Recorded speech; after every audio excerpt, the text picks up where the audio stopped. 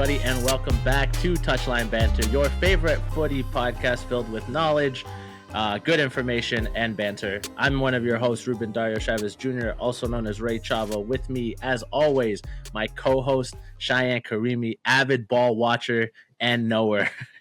Cheyenne, how have you been? I'm good. I'm a little bit sleep deprived. I've recently, I don't know, Ruben, if you ever played like the what do they call it? The From Software games, like the Dark Souls and Demon Souls. Yeah. So I was like never into those because I was like, yeah, like fuck that. I'm not playing some game where like you die and you start from the beginning. I have no. So and then like two of my friends from work are like, oh, let's play Elden Ring. It's really good. The thing's on sale. Why don't you buy it? You know, and I'm like, I bought digital, by the way, even though we talked about digital versus disc. Yeah, you have to buy the digital. Because it's always usually on sale. Exactly.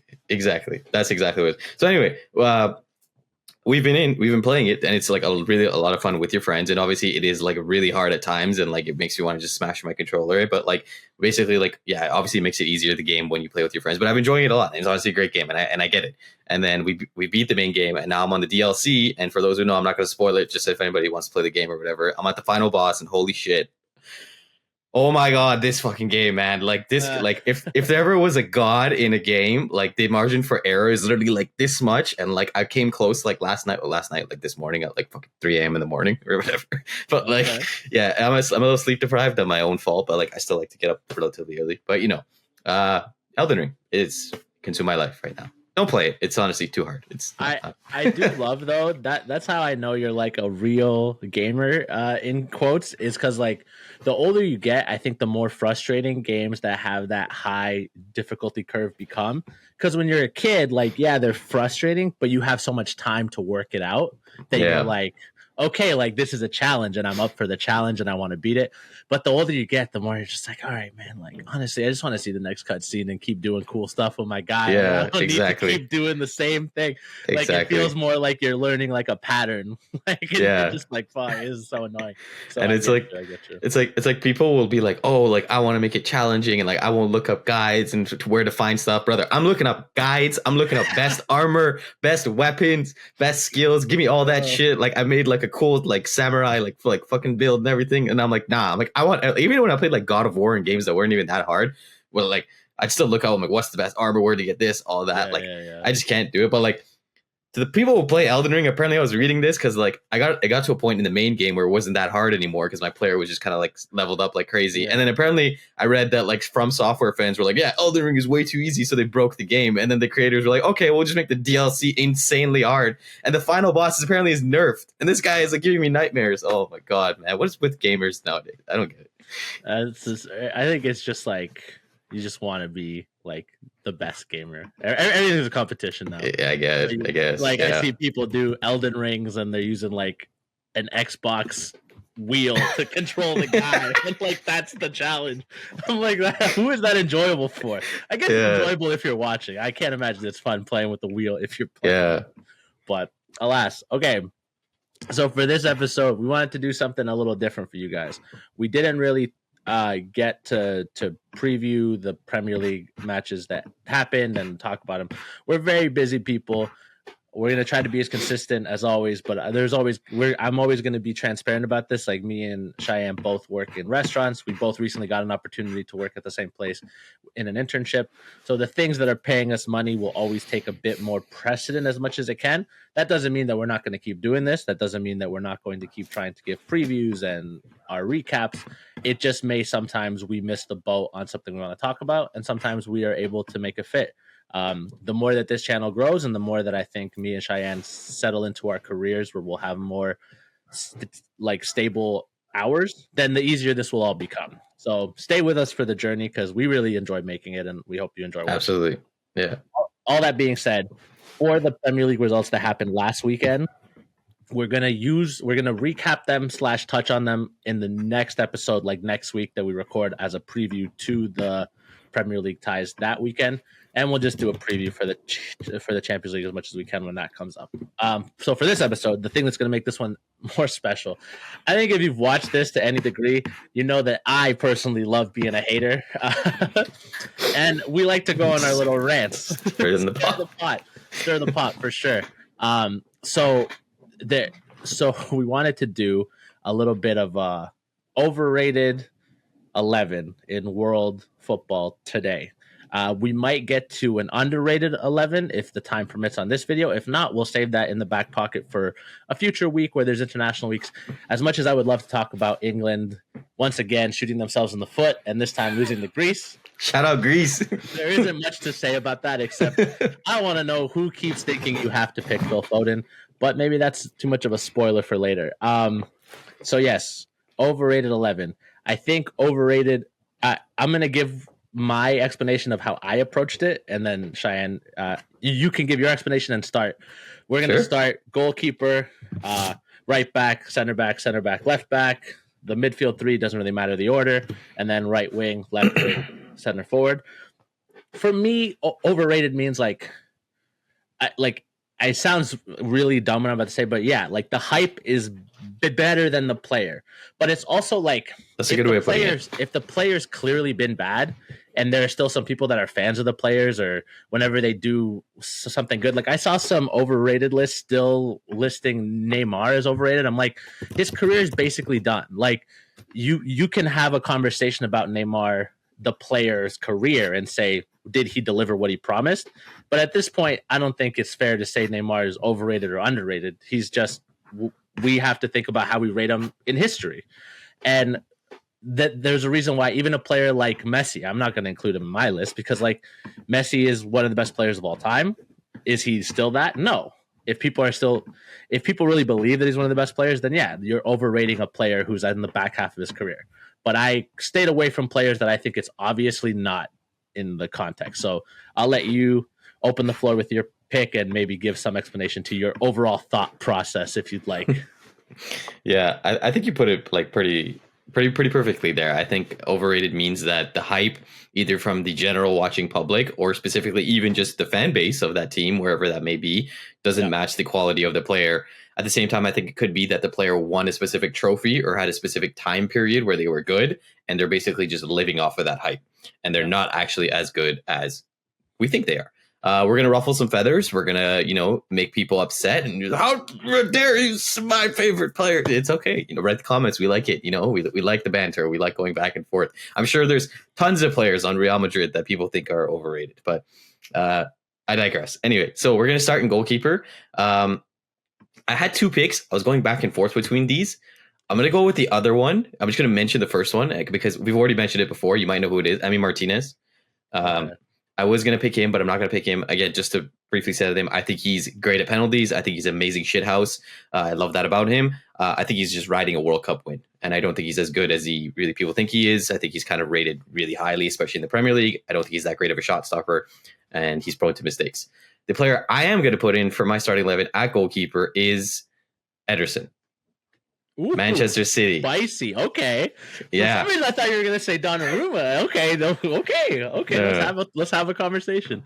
Yeah. I did stick mainly Premier League players. Like, just I will tell you. Just but yeah, if we can put players like around the world as well. No, of course. I tried to stick Premier League as much as I could, but I did ultimately. There were some players that I picked from outside, but yeah, it's fine. 100%. Yeah.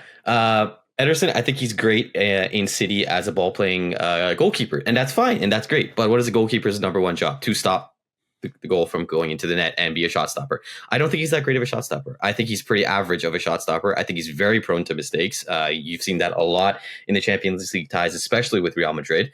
But generally, I just think he's rated really highly by City fans, and I think the Premier League, he's always up there with the likes of Alisson and like other goalkeepers, like for I'm thinking of I'm blanking on the other Hugo Lloris back in the past. Yeah, like Hugo Lloris back in the past. Courtois was still playing at Chelsea. Yeah, exactly. But I just think that he's prone to mistakes a lot, and I think he isn't really good at what a goalkeeper's main job is. And yes, it's great to be a ball-playing goalkeeper, but that is not your number one job. And I think he gets a break a lot from the City system, the City defense. And I would say in the Brazilian squad, I don't think there's even a close talk between who is the number one between Alisson and Ederson. I'm giving it to Alisson every day of the week. I think he has made saves that saved Liverpool. Ederson never starts if Alisson is fit. Never. And Alisson's been fit more often than not, which should tell you a lot. I mean, we've talked about maybe sometimes the national team specifically in relation to Germany, that the number one shirt doesn't always mean they're the best keeper, because I think for a while now you could have argued Ter Stegen deserves it over Manuel Neuer, but again, Neuer's a legend, and Ter Stegen just happens to be caught behind a legend. I don't disagree. We're definitely not going to do the underrated. We're saving that one for another one, because if this is how we're starting off, we're going to have a lot of conversations. Yeah, you nailed it. He does make a lot of mistakes. The funny part is, like, I would never put him as overrated, but I think even Allison sometimes gets some leeway, and I think he has a couple mistakes in him. But Ederson definitely, like, magnified to a million. What protects him ultimately is Manchester City's dominance and their system, and the fact that they can exert control over most other teams. He doesn't really have to be called on to make too many saves. And I think that's the difference when you see him in the Champions League, where they are playing teams that can hurt them a bit more, and the quality of attack. And again, sometimes I feel like people roll their eyes when I say that, because it's like, oh, the Premier League is the best league in the world, best players. It's like, yeah, but there's a different weight to playing in Europe, and like, sure, like, absolutely, maybe the 17th ranked team in the Premier League has more talent than the 17th ranked team in La Liga, but the strikers still probably of around similar quality, and Man City tends to dominate those games against the lower clubs. So what really is Ederson doing? I don't hate the pick. I was just surprised that, yeah. I think he's so rated highly in City fan. And like, one thing I did a little bit is, like, I went into like some Twitter like feeds of like some of these teams, and I was like, what do they say about certain players? And like, oh, Ederson's the best keeper in the world, bro. Like, he's not even the best keeper in the Premier League. Get out of here. Come on. Well, no. It's also like, I think it protects him that he doesn't play internationally, so you don't see his mistakes on any level. That's a good point. That's a really good point. Like, it's the flip of Martinez. Like, yes, playing for your national team can uplift your status, and then it can also, like, lower you if you make too many mistakes. So I think he's protected on both ends. So he's always seen as like this really good. I like it. I definitely don't disagree. I'm just surprised by how spicy it is. Mine's a lot more boring than I had to get on here and talk about Emi Martinez. Like, that's my choice. I do think he's coasting off of the World Cup win. Did he have a good game against Bayern? Yes. And if he keeps putting performances like that, then I will take him off of the overrated list. But as of right now, when you look at last season, which I think is the season that everybody would point to, like, he became a top goalkeeper, his save percentage is lower than even like Andre Lunin's. It's around the same as Onana's. Like, for all the hit that we give Onana, like, their stats are not as far apart in some of the counting stats that you'd like to see. And arguably, Onana's playing behind a worse composed and drilled team. So, like, which is interesting, because I actually was going to put Onana in, because I feel like Onana's rated kind of highly by United fans. But yeah, I think that's a good point, because, like, Onana's not that great either. But yeah. Yeah, again, your mileage may vary with how you feel about him. But the reality is, I think Emi Martinez has not established himself as a top keeper yet in my mind. There are still plenty of keepers that I would have over him.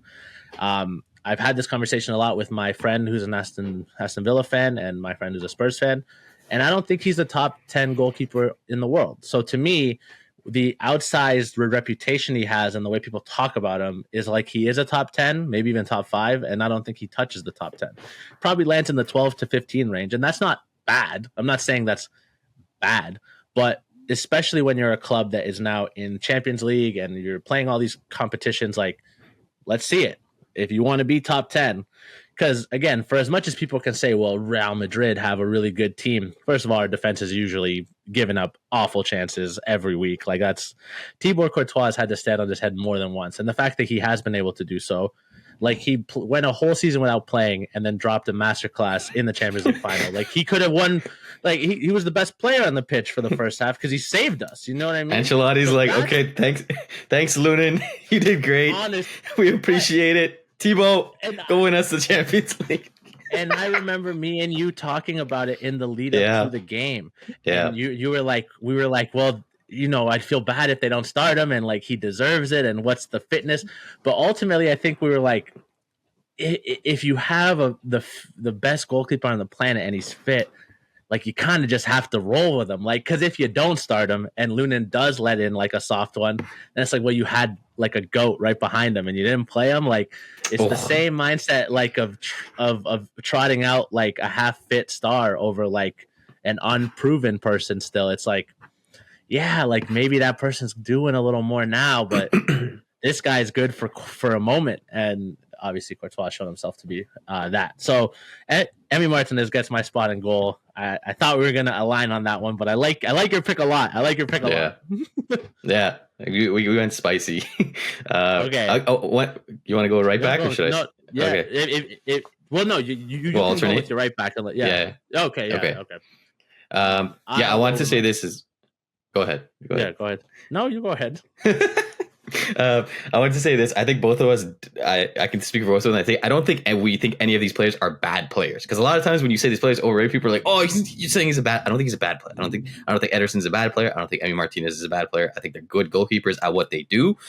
We just think these players in these positions are hyped up more than they should be. Right back, going to go with another spicy take. Let's stir the pot. Ooh. Trent Alexander-Arnold is my right back. I'm not doing it for clickbait. I swear, I'm not doing it for clickbait. You know what's so funny? I knew you were gonna do that. I knew it. I was looking at the right backs. I was like, because I thought about maybe Trent, and I went away from it for reasons that I'll get into after you get into your reasons why he's overrated. Yeah. But I was like, I bet I put some on the list. Okay, go, cook.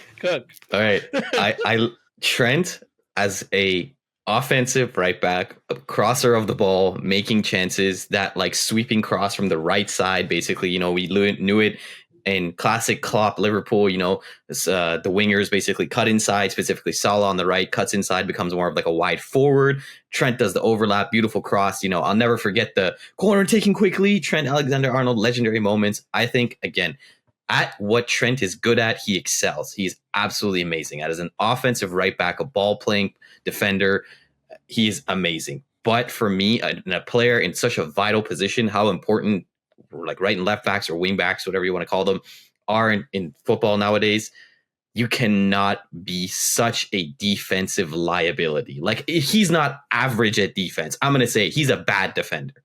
He's not a good defender. I don't see it. I've seen so many performances, and it's not just Vinny Jr. cooking him on that in the Champions League final where he literally just falls asleep and that's it. Vinny scores, bang, bang, we're done.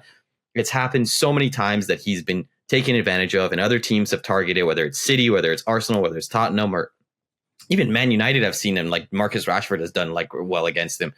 But I just think you cannot be considered that great of a right back. And I will say this, I'm really uncomfortable with Real Madrid saying that he's possibly been rumored as a replacement for Dani Carvajal.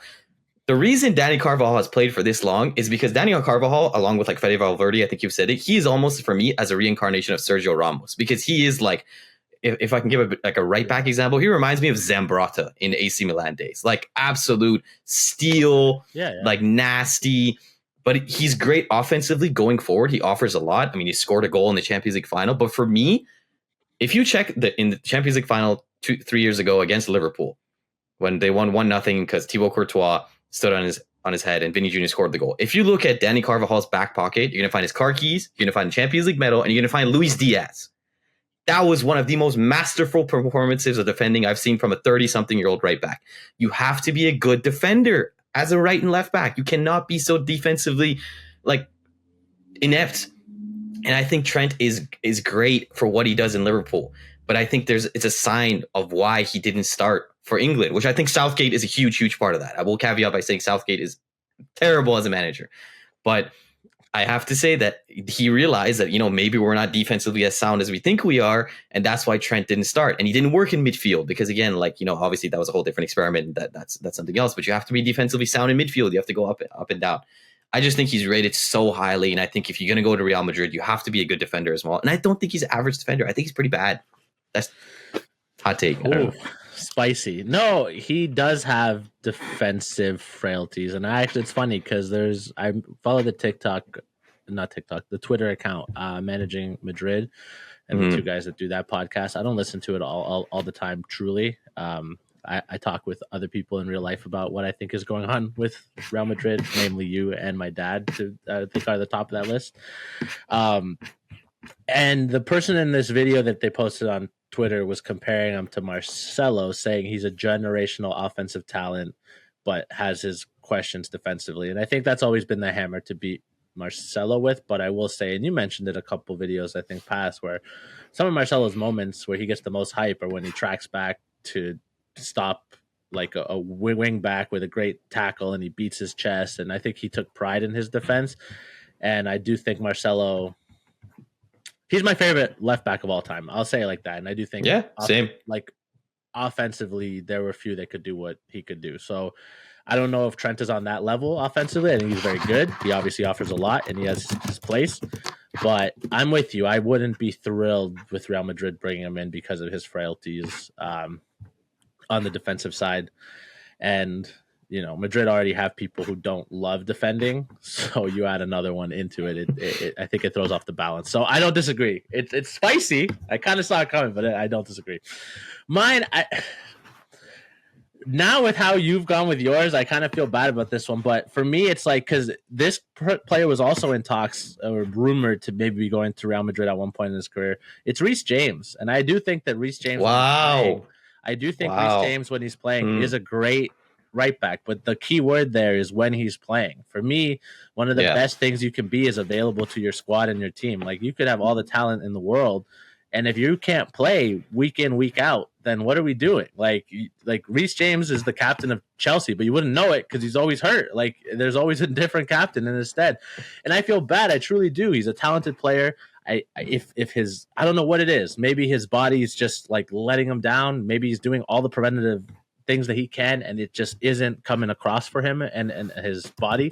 But at this point, is Reece James a top defender? Like, no, but whenever his name gets brought up, people still have to say, well, he has all this talent. It's like, okay, but we don't see it anymore. Like he's not available. So how can we just keep assuming he has it?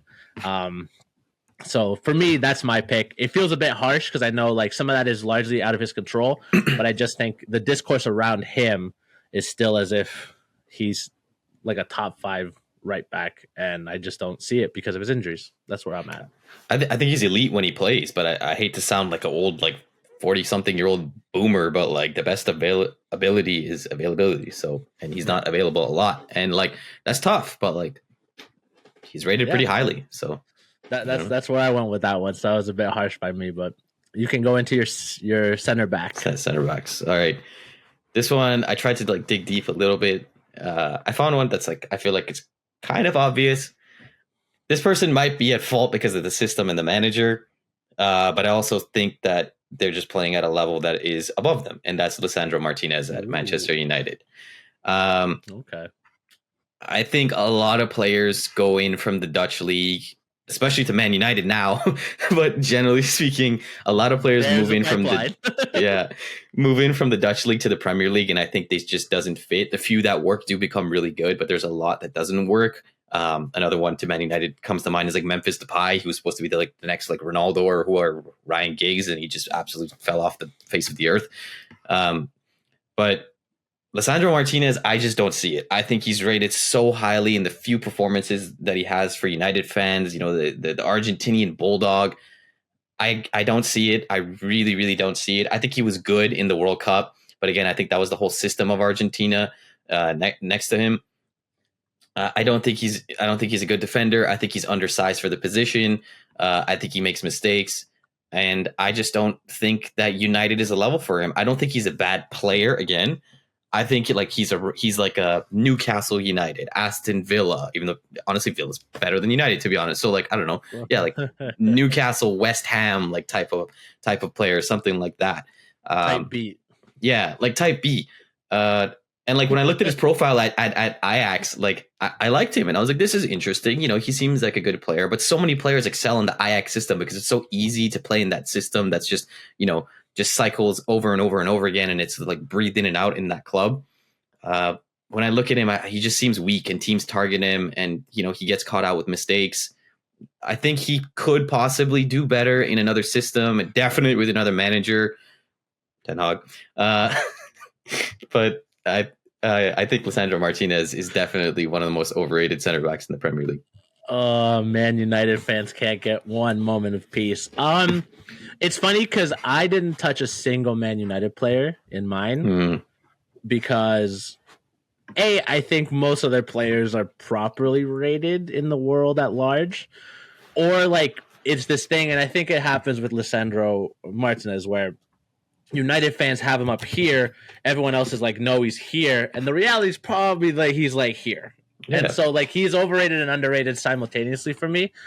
I don't hate Lisandro Martinez. I'm with you. Sometimes I'm left wanting from his performances, and he can be at fault for some of the lapses that happen there defensively.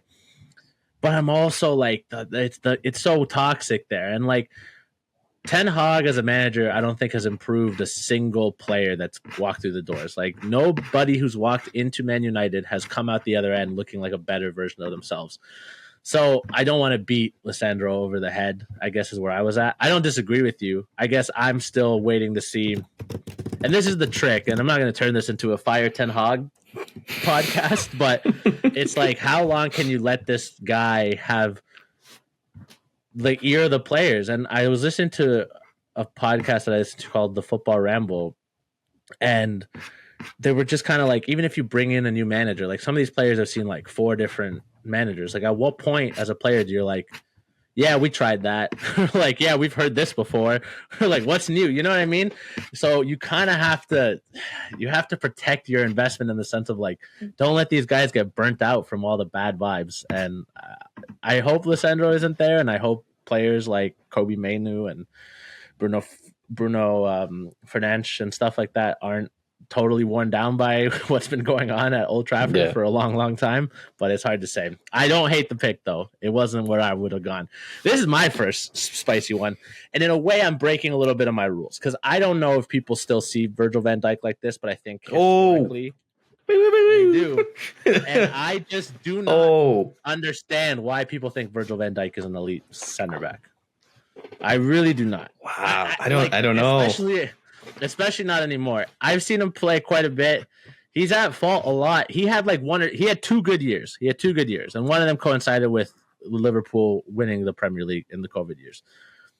But around those years, he's been super like okay. Like he's been solid. And there's nothing wrong with, and again, Cheyenne said it best. I'm not saying Virgil van Dijk is not a good player. He's a great player. He's good at his position. But top 5 center back right now, top 10 center back right now, I'm not here for that. I really don't. Top 10? Top 10, Ruben. Oh my God. Honestly. Wow. I don't know if I agree with top 10. I can hear the argument for top 5. I'm just like thinking quickly in my head, but top 10?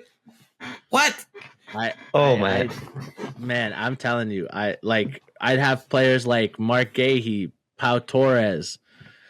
Like I would have those people over him comfortably. Like I really would. So, and like that's not even going. Like I would have Rudiger over him for sure. I'd have Militao over him. Like I don't rate him as highly as other people do. I've seen too many mistakes. Like he's an aura merchant. Like there was this little window where everyone was like, oh, it's this big Dutch playing like center back, and he's tough and he knows how to play. And then it felt like attackers weren't really attacking him in the Prem because he had this like aura. Then he got kind of embarrassed in Europe a couple times by Real Madrid. And ever since then, the aura slipped. Like he doesn't strike fear. A lot of his ability came from the players around him and the fear that his presence struck. But a mix of injuries and being exposed on some big stages, I think, have cracked the aura. I don't know. If I was an offensive player, he wouldn't strike fear into my heart if I'm at that level. So I don't know. I kind of disagree with that. Like I do agree a little bit that like I don't think he is the player that he used to be. I think the ACL injury definitely like hindered his career. I do think like the aura thing is a good point. I definitely think that's a good point. Like he did when he burst onto the scene, especially at Liverpool, he was this like, brute, menacing center back who like, talked cool and all that. But like he was found out in a decent amount of games. And I definitely think the injury like capitalized that. I think he's as good as he was before. But given like what he's done for Liverpool and how solid he has been, Champions League winner, like Premier League winner, like I'll give you my top 3 center backs right now in the Premier League. Saliba, number 1. Yeah, for sure. Number 2 for me is either Ruben Diaz or John Stones. Oh, you're not gonna like my next one. Oh my god! Oh my god! Wow! I'm gonna spoil my second one. John Stones doesn't convince me, man. Doesn't. Oh my god! Me. And for you to have him top 3, like you look at his stats, like they're not great. He's not a progressive passer of the ball. He's not an amazing tackler. Oh it's my the god! System. Like the system makes John Stones. Yeah. Like you get to go 2 in a row. You can do the other center back and the left back now. But since you brought him up, John Stones. I don't rate John Stones either. If he didn't have Ruben Diaz beside him and he didn't have the Pep system, or if he didn't have Rodri as a shield, wow. I think we'll do this. I think we'll do this. I'll finish my point on Van Dijk, and then I'll say my center back, and then I'd like to hear you more in depth on John Stones, because I've grown on Stones, but that's just me a little bit. But yeah, I would say I have to. I don't know. I have to think about it more, but I think it's Saliba and then Ruben Diaz, and then I have to put Van Dijk at third. Oh my god, Guehi's a great player. Pau Torres is a great player, but I don't see them ahead of him. I don't know, man. I think. Oh, that's harsh. That's harsh. I like Van Dijk. I respect Van Dijk, but like I do agree with some of your points. But yeah, let's go. I'm going to go toward the other center back. I'm sticking with the Premier League again, and we're going back to Argentina. Christian Romero. I thought that he was going to be an absolute great signing for Tottenham, and I thought he was going to be a good stalwart in the defense and a steadying force. Van de Ven has come, and he's like, I got this. And I think he's younger than him too. But like Van de Ven looks so much better next to Christian Romero. Romero is is an absolute hothead. He always gets carded or always gets himself not sent off, but he does get sent off pretty often. But he gets carded, makes a lot of mistakes. Just like a headless chicken, especially with Tottenham. I don't see it. I absolutely do not see why he's starting so much for Tottenham. Probably just because they don't have anybody to put there. It's a Romero or Ben Davies, who's 400 years old or something like that. But I just think that Romero, especially alongside Lisandro Martinez, is probably one of the weakest national team center back partnerships. And hey, they won the Copa America. The fact that they won a World Cup is absolutely beyond me.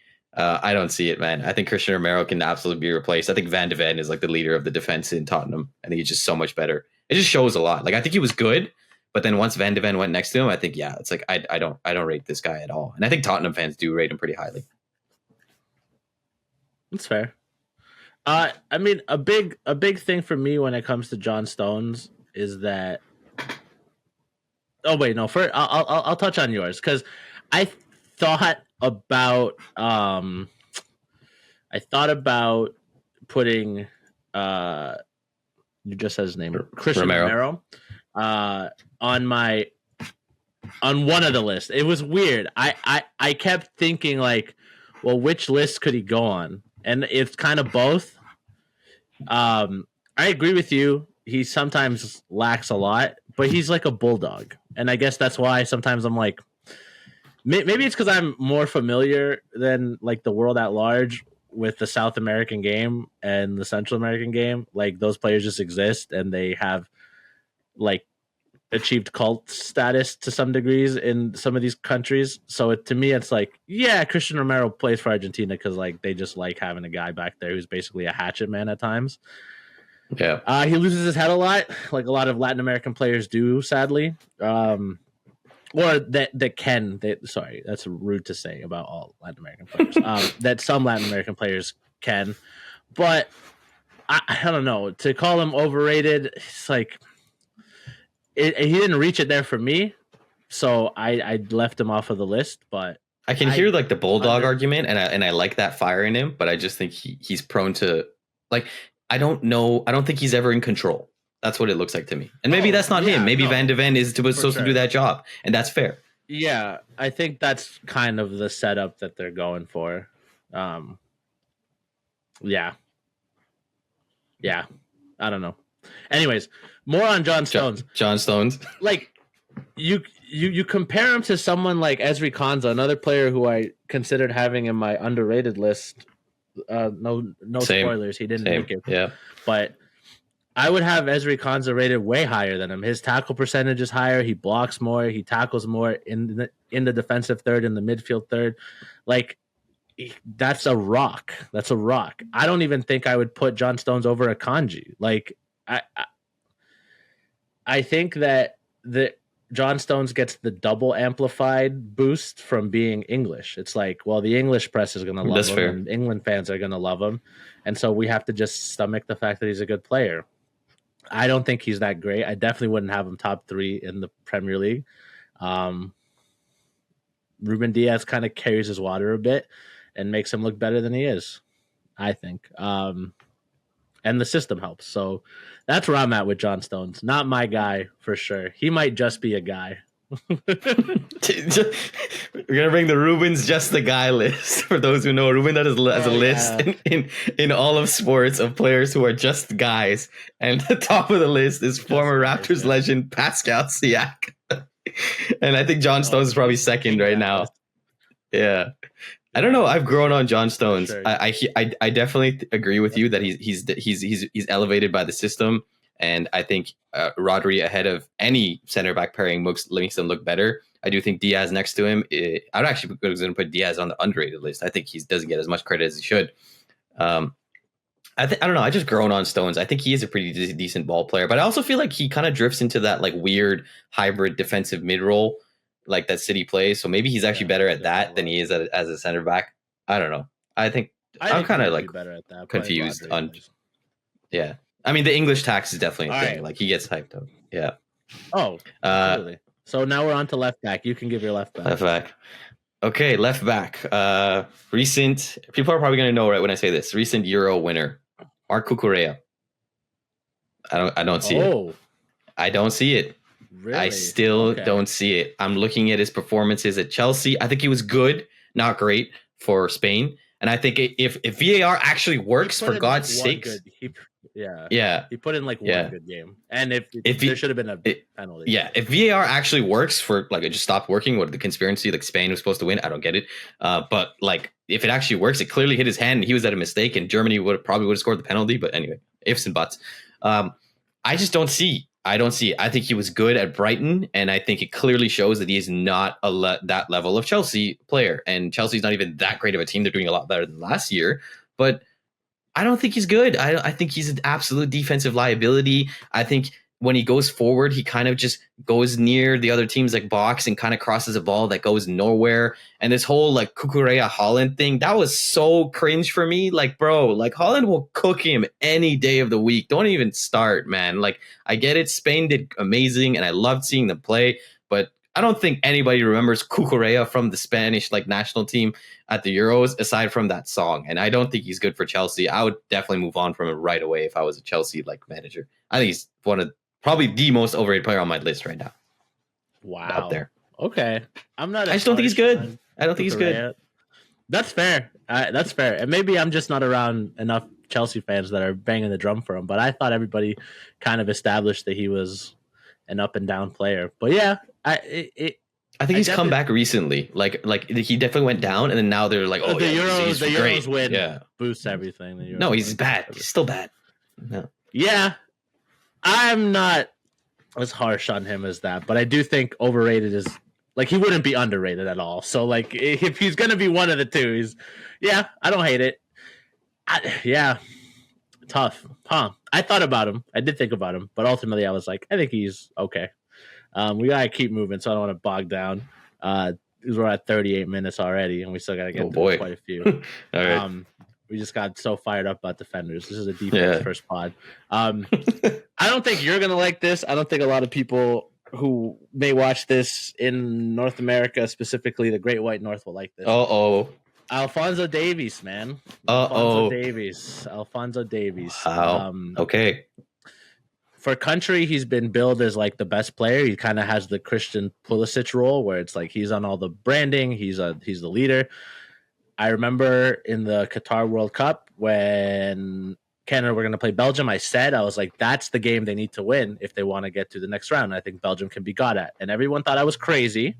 And then what happened? Canada very easily had multiple chances. They lost that game because of their naivety. They also lost it because Davies stepped up to hit a pen and wasn't there for the moment. Can he be a great player? Yeah, he scored a cracker of a goal against Real Madrid in the Champions League. It was a wonderful goal. It's the kind of goal that I think Florentino Florentino Perez saw and was like, huh, imagine him and Vinicius playing on the left wing. God, that's scary. But I think a lot of the things No that you one's can defending. say about, yeah, well, that's the thing. A lot of the things you can say about Trent Alexander, you can say about Alphonso Davies. Doesn't like to play defender, like he doesn't like to defend and track back. He's basically he was a forward player that they brought back at Bayern because they didn't need him and they thought like you can help us there.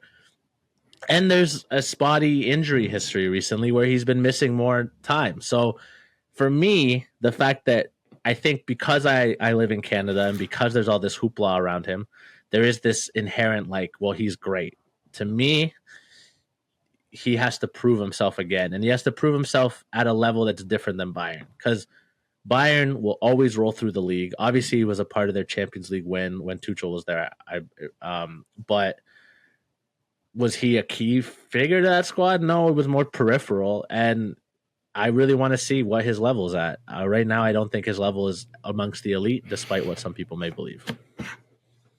I actually do agree with you on this. I'm not bothered by that at all. I think it's crazy how time flies because I was just thinking about it right now. But I think 3-4 years ago when he was on, he is playing, but was playing for Bayern still.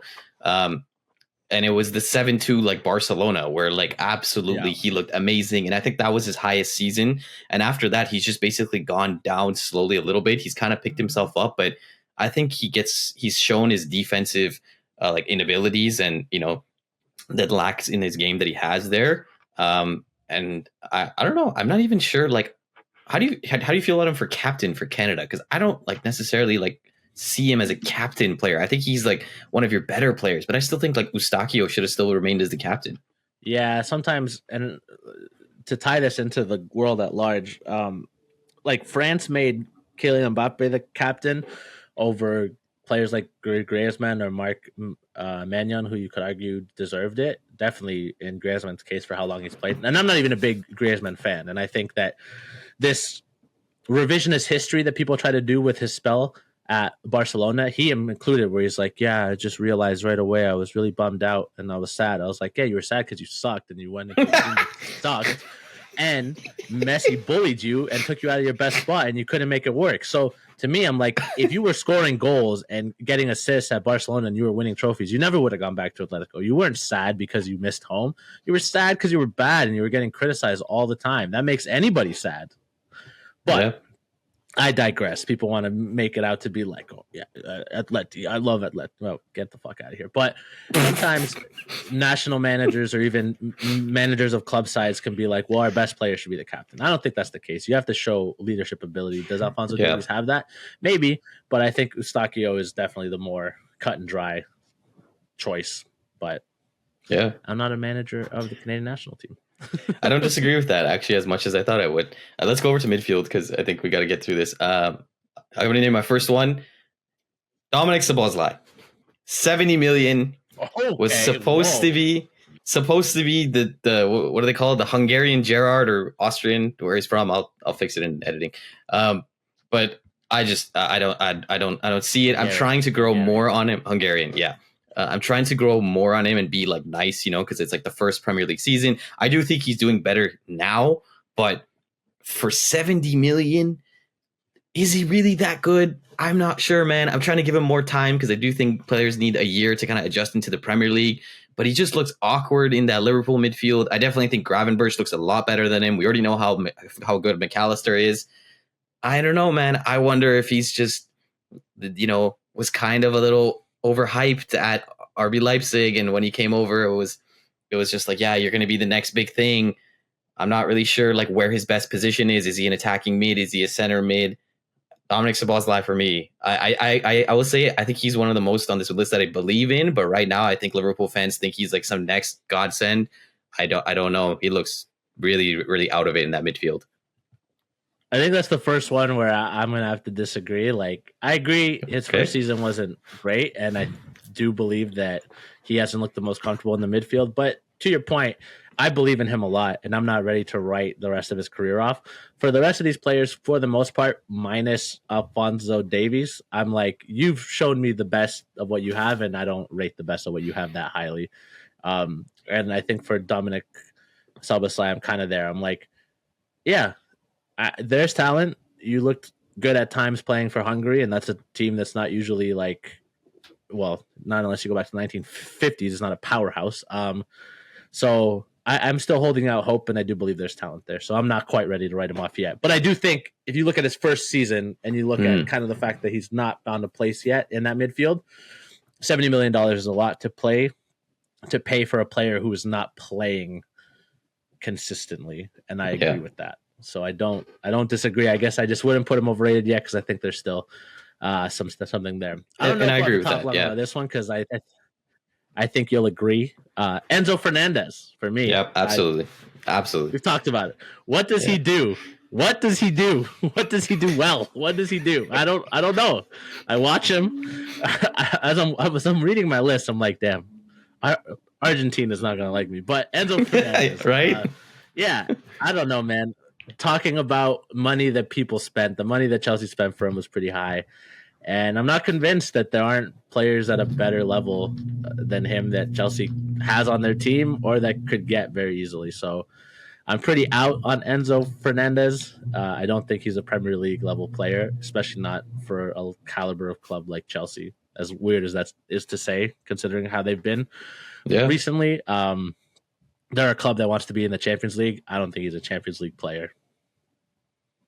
Yeah, I agree with basically everything you said there. If there ever was, people slagged Real Madrid and James Rodriguez for for Real Madrid signing him and being like, oh, this is the classic like World Cup wonder. Just open the checkbook. James Rodriguez had a great 2 seasons at Real Madrid, and it's just the system didn't work because Toni Kroos was playing as a center defensive mid, and it was just not defensively sound enough. He was a great offensive player. Yes, he dropped off a lot towards the end of his career, but like, when he got signed for Real Madrid off the World Cup, like he would play amazing. Enzo Fernandez is getting outplayed by Romeo Lavia and Moises Caicedo. 100 million Chelsea fans. You have a £100 million problem. You have a £100 million problem. Is he an 8? Is he a 6? Is he a 10? I don't know what he's good at. I think it was elevated by a couple performances and a couple assists that he gave to Messi. Sorry for the kid. Maybe it's better if it go back to Benfica. Damn. Yeah. Go back to Benfica. Enjoy Portugal. All right, give me your next center midfielder. All right. I think like in terms of formation, this is probably my last midfielder. Because probably I made it like a 4-3-3. James Maddison of Tottenham. I was really high on James Maddison at Leicester City. I signed him a lot in career modes. This guy was great for me in career modes. Great on the ball, great dribbler, great passer and stuff. And for the amount that Tottenham signed him for, like 30-40 million pounds, something like that, I thought he was going to be signing of the season. I thought he was going to be banging in goals, and he's like in and out of the squad. Like Bentancur gets ahead of him, Sarr gets ahead of him. I'm really starting to question if he's really as good as I thought he was, and as Tottenham fans say he is, because he's not consistent. He has some good performances, especially that like he can score a lot of great goals, but the consistency is really really off for me, and I'm really questioning if he's that high level of a player, and maybe he was just a Leicester City type of player. Damn. I thought about him. Again, I thought about him for both lists, weirdly enough, because I do think the jury's been out on him ever since last year. He got injured, came back, didn't look good, hasn't looked good this year. Ultimately, I felt like I couldn't put him in either list and feel comfortable with it. I had other choices that I felt embodied what I was trying to do more. But I don't disagree. Time is running out for him, especially with the price tag that was paid. There's a little bit of an English tax there too. He was at the time an England international or somebody that was hoping to break into the squad on a more consistent basis. And then he became a player that is peripheral at times at his club and peripheral at times for his nation. So it's been a real fall from grace following the Leicester days, and it'll be interesting to see how he can bounce back. You said you only have one midfielder left. So who? No, this was my last one. So far? Oh well, I agreed with you for Fernandez. That's what I forgot to say. Okay. That's right. Yeah. Okay, so then I'll just do my two. That way we can get to the forwards. Sure. One of them should be obvious. The other one, I'll get to the non-obvious one first. This is why Argentina is going to hate me. Rodrigo de Paul, talking about a bulldog. What you said about Romero, I say about Rodrigo de Paul. He's very lucky that he didn't get sent off in multiple games in the Copa America. His performance against Canada was something, and I wasn't even really atrocious. I don't cheer for Canada on the national stage very usually. When they play Argentina, hell yeah, I'm going to cheer for them. But I knew they were going to lose. But the amount, and it again, we like shit housing here. We're fans of Real Madrid. We like Sergio Ramos. I love Casemiro, but some of the stuff he got away with and some of the play acting, it was beyond. It was beyond. And obviously that's magnified because he's playing for a country that I don't like, and he's playing for a team I don't like at the club stage. But his best skill is something that increasingly is becoming more and more peripheral in the game, and that's basically just bullying people and being extremely physical. And his effectiveness for me only goes so far as the referee will let it. But there's a reason he plays for Atletico, and he doesn't play for a club that wins things consistently and plays a high level of football. Like, people are gonna hate us. That's why. Well, yeah, but that's the reality. Like, that's the reality. And if people want to hate me for saying it, then yeah, you can hate me for saying it. But Rodrigo de Paul is a hatchet man, basically, in the modern, as close to that as you can get. And I think his performance against Canada typified that. If there wasn't so much invested in getting Messi and Argentina to the finals, some of those things would have been called. And that's just where I believe it. And I'll leave that there for the conspiracy theorists. The other one, because I can't just have Argentina coming at my neck, I really tried to limit the amount of Barcelona players I had here. You could make a Barcelona 11 for all of overrated players. But Pedri. Again, I knew it. Not healthy, not good at things. Just like a little bulldog. It's all you are. Of the two, you're the worst one. There's Gavi and there's Pedri. And like Gavi at least does stuff. You're just like real mad and you run a lot. Like Conor Gallagher just with from La Masia. Congratulations. Like that's what you are. That's what you are. That's what you are. I know we have put Pedri into a box, and that's Conor Gallagher. Wow. Yeah, man. I'm so out on him, and I don't know why people continue to tell me that he's good. Because I don't see it. I really don't. Again, he's an antagonist. He's provocative, and that's what his whole shtick is. The worst part is he isn't even physically intimidating enough to be provocative. Like if Pedri tried to bully me, I'd be like, all right, with all due respect, please, like, go back to the kids' table. Like, this is actually a ride that's too tall for you to be on. Like, please, like, be careful that your knee doesn't explode again. Like, you little like, get the fuck out of there. So. Oh my God. Man, Ruben does not like Pedri. I'm not as high on Pedri really at all either, and I do absolutely agree with you that I think Gavi is the better one for him, but I just think Gavi's been injured for a while, so people forgot that. Yeah, don't disagree with any of those. Let's go over to forwards. Just for the sake of time, I'm going to say right and left wing in the same one, and then I have a lot to say about the center forward, striker, whatever. Okay. Left wing, going over to Arsenal, Gabriel Martinelli. I think 2 years ago, maybe even under the Emery era, but like kind of towards that and maybe the beginning of like Arteta's, he really had a huge jump and he was looking great, pacey, could cut inside, amazing crosses, banging in goals, was great. But I think he's really dropped off. When I look at the Arsenal squad, I think Saka has elevated his game. I think even Kai Havertz this season has elevated his game. We know how good Odegaard is. We know how good Rice is. I think he needs to step up. And I think a lot of Arsenal fans, I was looking into, like, I have a friend who's an Arsenal fan actually, and he was like, I hate that you said that, but he's like, I do agree with you. I will say this on a game like FIFA, like I'm doing an Arsenal career mode because they're really fun to use. Easy mode, just get in behind on Gabriel Martinelli, put a through ball in, and he scores. Like, because that pace and just the way he is in the game, he's absolutely great. But I think he needs to definitely elevate his game to the next level, like Saka has, for example. I just think he's kind of dropped off a little bit, and I think some Arsenal fans do agree with me, but I think a lot of them rate him still very highly, which I don't think he's as good as he was 2 years ago. Yeah. On the right side, my cousins and family who lives in Belgium are going to hate me. Sorry, guys. Jeremy Doku. I don't think Manchester City needed him. I don't think they needed to sell Riyad Mahrez to bring this kid in. For me, he is the reincarnation of Alan Saint-Maximin. He is fast. He dribbles a lot. This is what he does. He's fast. He goes down the wing, dribbles like crazy, beats his defender, takes a selfie, looks at him, and then crosses the ball all the way to the other outline. He has no end product. He has absolutely no end product. He does finish sometimes, and those are like tap-in chances that any like City player who become tap-in merchants, or Raheem Sterling was a god for like 2 years because he just tapped in goals. But man, Jeremy Doku is the reincarnation of Alan Saint-Maximin. And if you want to know how bad Alan Saint-Maximin is, just ask Newcastle fans, because this guy was just pacey and dribbled, but had zero end product. I'm sorry. I think like Belgian, because I have Belgian family, and I've talked to people in Belgium about the national team. They're like, oh, Jeremy Doku's like our next like big thing. I'm like, no. Like, I think like Onana is like probably like the best player on the Belgian team, or the big next thing. Like obviously after De Bruyne and Courtois, I'm talking about up and coming players. Yeah, I don't see it, especially with Doku. But I think Martinelli and Doku are my two overrated wingers. All right, I'll reply to that really quickly because we can't get bogged down. We're at 55 minutes, so this is going to be a long one. But I agree with you about Martinelli. I think it's telling that I've seen a lot of Arsenal fans in the past be like, well, if Rodrigo wants to leave, we'll take Rodrigo. He could slot in naturally on the left, and that attack with Rodrigo, Saka, and literally anyone in the middle would be vicious and be a lot better than with Martinelli. I believe so. I don't disagree. He's definitely someone that was in consideration for me.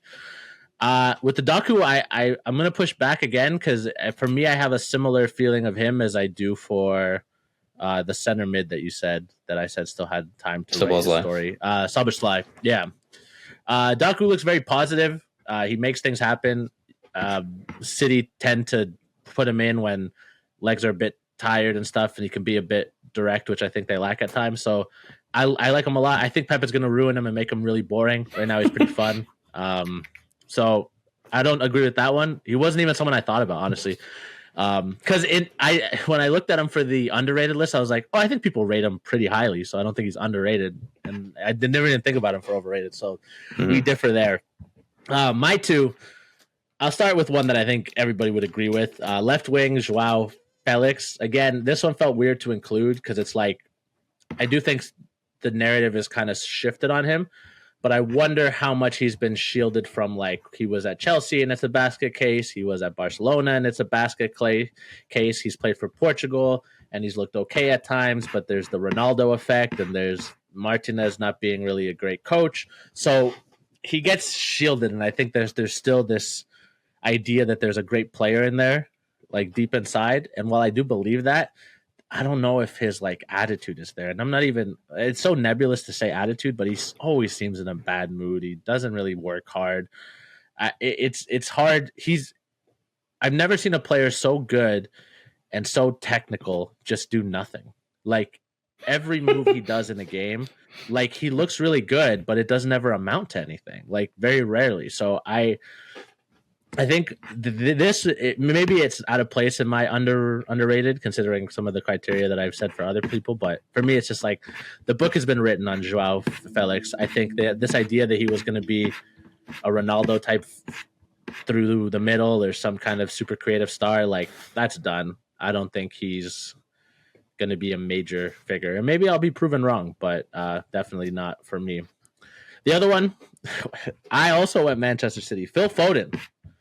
I want people to stop telling me that Phil Foden is like an elite player. If you watch the game Greece against Germany, he was literally doing cardio out there. He didn't complete Greece against England. He didn't complete a successful.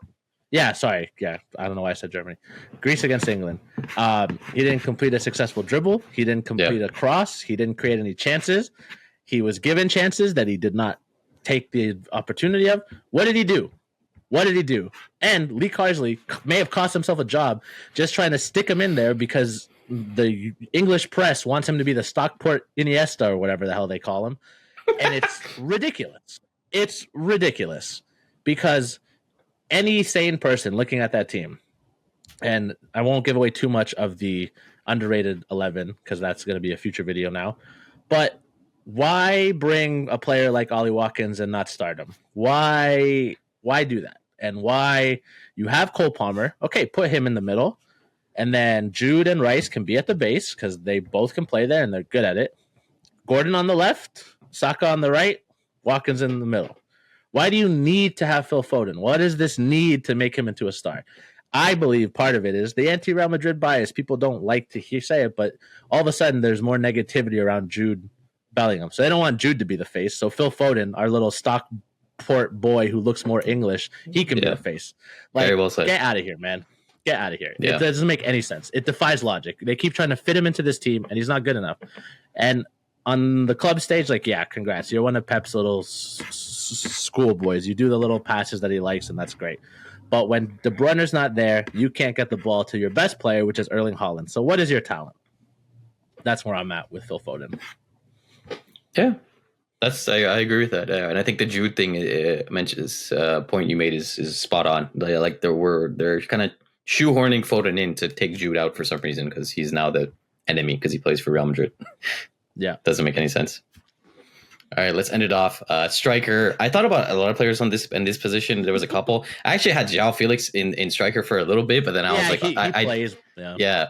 I kind of just went with the same rhetoric that you had. That I think he's been like unfortunate. Like Simeone didn't take advantage of him, and Barcelona was a basket case, and then Chelsea just hasn't fit in. I decided to go with one player when I just think of overrated striker. This player comes to mind. I think he's an enigma. That's Romelu Lukaku. Okay. Yeah.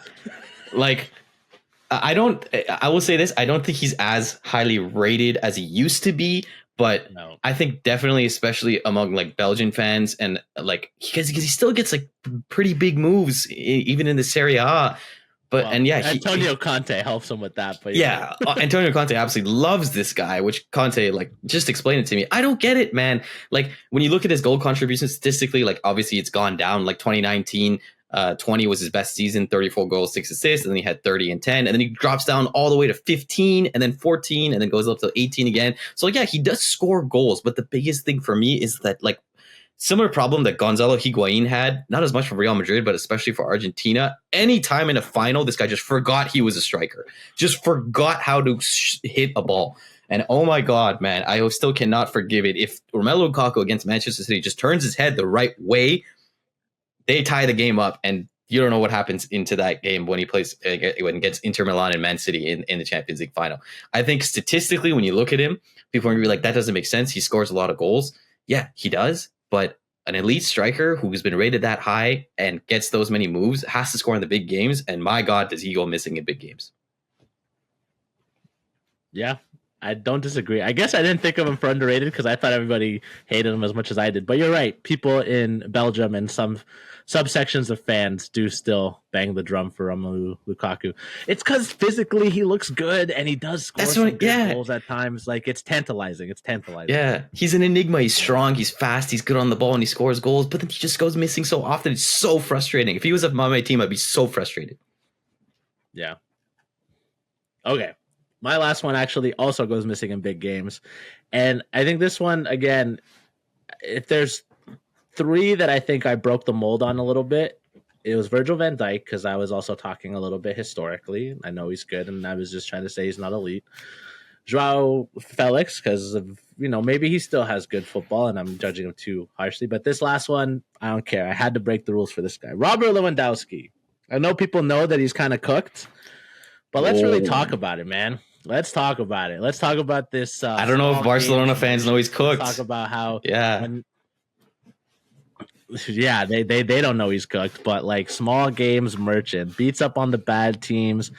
When he goes to the World Cup with Poland, he might as well be a ghost. He was injured at the Euros because he never likes to show up. Whenever he plays in a final or a big game, it's always the same thing. I've seen him play a couple Clásicos against Real Madrid, and he's just sat there watching Jude Bellingham win the game. So I don't really see why people think that he's elite. And the fact that I think part of the reason that goes into this, it's like people like to compare him to like Suarez and Benzema and these other strikers of his generation. I think sometimes there's this idea like, yes, Messi stole a Ballon d'Or from him just purely based off the fact that like what Bayern had done and his goal tally and the stats, and like he should have won that lost year or whatever, right? But that doesn't mean that he's like elite all the time. Like he had one season that I think was Ballon d'Or worthy because of what he won and his return. And besides that, like I wouldn't pick him over Suarez. Definitely, I wouldn't pick him over Benzema. Like to me, is a really good striker who benefited from playing on a Bayern team that was clicking, and he went to a Barcelona team that's not clicking, and he looks more pedestrian. He looked pedestrian last year. I know he won the title with them, and he got a good goal scoring return that year. But since then, he hasn't really done much. I think I'm super out on Robert Lewandowski, not just now, but I think historically people talk about him on a level that he does not belong. He's a tier below some of those guys. And if you think that he's better than Benzema, let's look at the trophy cabinet. Ballon d'Or Benzema, baby. So that's where I'm at. That's my last guy. I think that's pretty fair. I think overall he's been rated a little too highly throughout his career, in my opinion. I think his peak days were in Dortmund, and then after when he went to Bayern and especially like Barcelona, he was never as good as I think people said. I think recently this season he's played a lot better than he did last season. But again, like when you're scoring goals against like Deportivo La Coruña, it's really easy to make yourself look nice. So I don't disagree with that. I think Lewandowski is playing better, but I definitely don't think he's like as good as Barcelona fans at least say he is. Yeah, and that's really where it came down to. I'm just like, it's just not for me. Okay, so we are over an hour, so we're gonna wrap up here. We hope you enjoyed our hot takes on some of these guys. To remind you, I will say my overrated 11. So in goalkeeper, Emi Martinez; right back, Reece James; center backs, Virgil van Dijk and John Stones; left back, Alphonso Davies; center in the midfield, I have Enzo Fernandez, Pedri, and Rodrigo De Paul, and then my attack is Phil Foden, Joao Felix, and Robert Lewandowski. Cheyenne, you want to remind people of yours? Yeah, I'll rattle off. So goalkeeper, I have Ederson. Right back, Trent Alexander-Arnold. Center backs, I have Argentinians, Lisandro Martinez and Christian Romero. Left back, Marc Cucurella. In the midfield, Dominic Szoboszlai, Enzo Fernandez, and James Maddison. And then up top, Gabriel Martinelli, Jeremy Doku, and Romelu Lukaku to round it off. All right. Well, if you do watch this and disagree, please comment. Let us know. If you are a Barcelona fan and want to tell me how good Pedri is, you can do so at the Touchline Banter Twitter account, on our Instagram, and the YouTube comments. Make sure to like and subscribe. If you're subscribed, I will engage you in the open forum of ideas, and you can tell me why that useless player is good. We do appreciate you guys watching. We hope you stay tuned for more. Probably the next video we do is going to be a preview of the Premier League, but who knows? If we have enough time, maybe we'll put out the underrated 11 sooner rather than later, but that might be save it for an international week episode. Sounds good. But yeah, Cheyenne, do you have anything else you want to say? No, that's it. We hope you enjoyed it. We hope you had fun. I mean, these lists always ruffle feathers. At the end of the day, this show is called Touchline Banter. It's just banter. We'd love to hear your opinions. Tell us what you think is overrated. And, thanks for watching. Yeah, thank you so much for watching. Links and stuff will be in the bio. And enjoy this weekend of international football.